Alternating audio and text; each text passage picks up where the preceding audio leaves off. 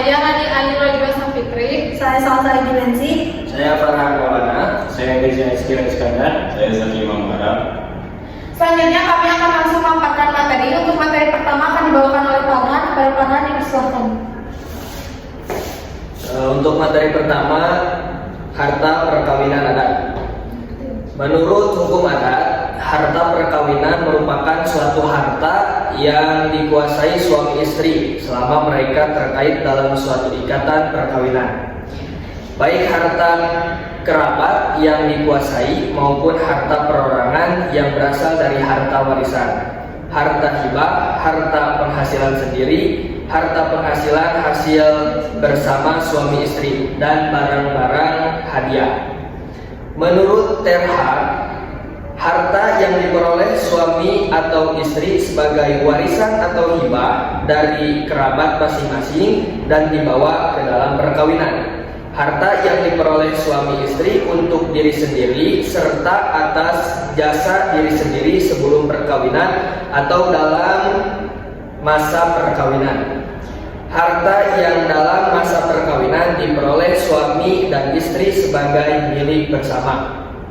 Harta yang dihadiahkan kepada suami dan istri bersama pada waktu pernikahan. Terima kasih. Selanjutnya akan dilanjutkan oleh Zahra. Saya di sini akan menjelaskan tentang pembagian harta bersama berdasarkan hukum adat, yaitu Kepulauan Hangat. Yang pertama, Dunana terdapat asas 2/3 dan 1/3 tersebut, akan tetapi dalam perkembangannya asas sak gendong, sak pikul atau sasurun sarembat dalam perannya terhadap pembagian harta bersama makin lama makin lenyap. Yang kedua, jika salah satu pihak meninggal dunia, maka lazimnya semua harta bersama tetap berada di bawah kekuasaan pihak yang masih hidup.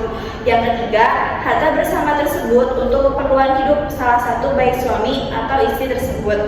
Yang keempat, kelebihannya dapat dibagi oleh para ahli waris. Yang kelima, apabila terdapat anak, maka anak itulah yang akan menerima bagiannya sebagai haram asal. Yang keenam, kalau pasangan suami istri pada saat salah satu telah meninggal dunia dan semasa hidupnya tidak memiliki anak, maka sesudah kematian suami atau istri yang hidup lebih lama, harta bersama tersebut harus dibagi antara kerabat suami dan kerabat istri. Yang terakhir, menurut ukuran pembagian yang sama dengan ukuran pembagian yang digunakan oleh istri, seandainya mereka masih hidup pada saat membagi harta bersama tersebut. Sekian dari saya, selanjutnya akan dilanjutkan oleh Daki. Selanjutnya saya akan menerangkan tentang hukum harta kekayaan dalam perkawinan adat. 1. Pengaruh untuk perkawinan. Poin pertama, hukum harta kekayaan dalam hukum adat dipengaruhi dalam bentuk perkawinan seperti perkawinan jujur di masyarakat patrilineal. Poin kedua, perbedaan bentuk perkawinan matrilineal, dan parental menghasilkan ketentuan dan aturan hukum adat yang berbeda pula terkait harta kekayaan. 2. Hak dan kewajiban suami istri. Poin pertama, dalam perkawinan jujur patrilineal, harta kekayaan biasanya dikuasai oleh suami. Poin kedua, istri tidak memiliki hak atas harta bersama dan hanya berhak atas harta bawaannya. Poin ketiga, namun dalam perkembangannya terdapat perubahan pola pikir dan hukum yang memberi ruang bagi istri untuk memiliki hak atas harta bersama. Selanjutnya, 3. Perbedaan dengan hukum positif. Poin pertama, aturan hukum adat tentang harta kekayaan dalam perkawinan jujur berbeda dengan hukum positif Indonesia yang mengatur harta bersama. Poin kedua, dalam hukum adat, istri tidak selalu memiliki hak atas bersama, sedangkan dalam hukum positif, harta bersama menjadi hak bersama suami dan istri. 4. Faktor-faktor yang mempengaruhi. Poin pertama, hukum harta kekayaan adat dipengaruhi oleh nilai-nilai patrilineal, perkembangan pola pikir masyarakat, dan perkembangan hukum secara umum. Poin kedua, faktor-faktor ini mendorong perubahan aturan dan ketentuan hukum adat terkait harta kekayaan dalam perkawinan.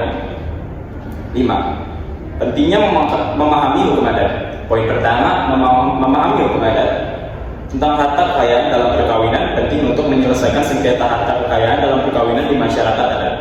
Kedua, penting juga memahami bagaimana hukum adat beradaptasi dengan perkembangan zaman dan hukum positif. Sekian, selanjutnya oleh saudara Besa. sini saya akan menjelaskan tentang macam-macam harta perkawinan menurut hukum adat. Menurut Surojo Wingjodipuro bahwa harta perkawinan dipisahkan menjadi 4 golongan, yaitu yang pertama, barang-barang yang diperoleh suami atau istri secara warisan atau penghibahan dari kerabat masing-masing yang dibawa ke dalam perkawinan. Yang kedua, barang-barang yang diperoleh suami atau istri untuk diri sendiri serta jasa sendiri sebelum perkawinan dalam masa perkawinan. Yang ketiga, barang-barang yang dalam masa perkawinan diperoleh suami dan istri sebagai harta milik bersama. Yang keempat, barang-barang yang dihadiahkan kepada suami atau istri bersama pada waktu pernikahan. Sekian, terima kasih. Selanjutnya akan dijelaskan oleh Saudari Salsa. Di sini saya akan menjelaskan tentang kedudukan harta perkawinan dalam hukum adat. 1. Pengaruh bentuk perkawinan. Pada poin pertama, kedudukan harta dalam perkawinan adat ditentukan oleh bentuk perkawinan, seperti perkawinan jujur atau disebut dengan patrilineal. Dalam perkawinan jujur, suami memiliki hak dominan atas harta kekayaan. Pada poin kedua, perbedaan bentuk perkawinan seperti patrilineal, dan parental berakibat pada perbedaan aturan terkait kedudukan harta. Yang kedua, perbedaan dengan hukum positif. Poin pertama, aturan hukum adat tentang kedudukan harta dalam perkawinan jujur berbeda dengan hukum positif Indonesia yang mengakui harta bersama. Pada poin kedua, dalam hukum adat, istri umumnya tidak memiliki hak atas harta bersama. Perbedaan ini dapat menimbulkan sengketa harta kekayaan dalam perkawinan di masyarakat adat. Yang ketiga, perkembangan pola pikir. Pada poin pertama terjadi perubahan pola pikir masyarakat patrilineal terkait kedudukan harta dan dalam perkawinan. Perkembangan hukum dan kecenderungan kesetaraan gender mendorong perubahan aturan adat. Poin kedua, hal memicu munculnya pengakuan hak istri atas harta bersama dalam beberapa kasus. Yang keempat, upaya memperjuangkan hak istri. Poin pertama, wanita patrilineal yang bercerai tanpa harta kekayaan dapat menggunakan jalur hukum negara. Pada poin kedua, hakim akan menggunakan hukum negara dan mempertimbangkan hukum adat sebagai acuan. Pada poin ketiga, perjuangan ini menunjukkan upaya untuk mendapatkan hak yang setara dalam perkawinan. Yang kelima, perkawinan semenda. Pada poin pertama, dalam perkawinan semenda, istri memiliki kontrol atas harta kekayaan keluarga.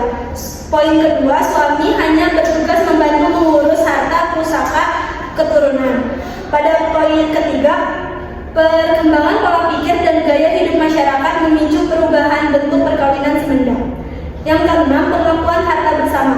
Pada poin pertama, dalam perkawinan semenda menetap suami dan istri mulai diakui memiliki harta bersama, dan pada poin kedua, hal ini menunjukkan perkembangan aturan adat terkait kedudukan harta dalam perkawinan. Selanjutnya akan disampaikan oleh kalian. Di sini saya akan menjelaskan tentang kedudukan harta perkawinan dalam hukum adat Melayu. Dalam hukum adat Melayu, harta perkawinan dibagi menjadi dua. Yang pertama yaitu harta bawaan atau syari dan juga harta pencaharian yang diperoleh bersama oleh suami dan istri. Harta bawaan meliputi harta pusaka dan harta bersama. Harta syarikat didasarkan pada pengertian saham yang sama diberikan dalam suatu kehidupan, seperti suami berusaha mencari nafkah di luar rumah dan istri berupa mengurus keselamatan rumah tangga dan memelihara mendidik anak-anak. Kemudian pembagian harta syarikat setelah putus perkawinan. Masing-masing mendapat 50%, setengah dari harta pencaharian. Istri mendapatkan tambahan 1/8 dari harta pusaka peninggalan suami. Kemudian harta pencaharian yang diperoleh bersama dalam satu perkawinan suami dan istri adalah harta yang didapat selama perkawinan. Kemudian bagaimana cara penanganan masalah harta perkawinan dalam hukum adat Melayu? Yang pertama, diselesaikan secara musyawarah dan mufakat oleh kedua pihak keluarga istri dan suami, jika perlu dihadirkan ketua adat atau alim ulama. Kemudian, lembaga peradilan berupa upaya terakhir. Selanjutnya akan disampaikan oleh Anita. Eksistensi hukum adat tentang harta perkawinan dalam Undang-Undang Perkawinan. Undang-Undang Perkawinan Nomor 1 Tahun 1974, Undang-Undang Perkawinan mengakui eksistensi hukum adat tentang harta perkawinan, namun dengan beberapa batasan. Pasal 18 ayat 2 UU Perkawinan menyatakan bahwa negara mengakui dan menghormati kesatuan-kesatuan masyarakat hukum adat beserta hak-hak tradisionalnya sepanjang masih hidup dan sesuai dengan perkembangan masyarakat, dan prinsip negara kesatuan Republik Indonesia yang diatur dalam undang-undang. Pasal 35 ayat 2 Undang-Undang Perkawinan mengatur tentang harta bawaan yang menyatakan bahwa harta bawaan adalah harta yang diperoleh masing-masing pihak sebagai warisan, hibah, atau hadiah, dan harta benda yang diperoleh masing-masing pihak sebelum perkawinan dimulai atau selama perkawinan berlangsung, tetapi atas nama sendiri sepanjang para pihak tidak menentukan lain. Ketentuan ini sejalan dengan hukum adat yang mengenal harta bawaan sebagai harta yang dimiliki oleh masing-masing pihak sebelum perkawinan dan tetap menjadi miliknya setelah perkawinan. Pasal 36 ayat 2 Undang-Undang Perkawinan mengatur tentang harta bersama yang menyatakan bahwa harta bersama adalah harta yang diperoleh selama perkawinan menjadi milik bersama suami istri. Ketentuan ini sejalan dengan hukum adat yang mengenal harta bersama sebagai harta yang diperoleh selama perkawinan dan menjadi milik bersama suami istri. Pembagian harta perkawinan. Hukum adat pembagian harta perkawinan setelah putusnya perkawinan diatur oleh hukum adat masing-masing pihak. Undang-Undang Perkawinan, pembagian harta perkawinan setelah putusnya perkawinan diatur dalam pasal 38 dan 39 Undang-Undang Perkawinan dengan prinsip persamaan dan keadilan. Sekian presentasi dari kami. Mohon maaf apabila ada kesalahan. Wassalamualaikum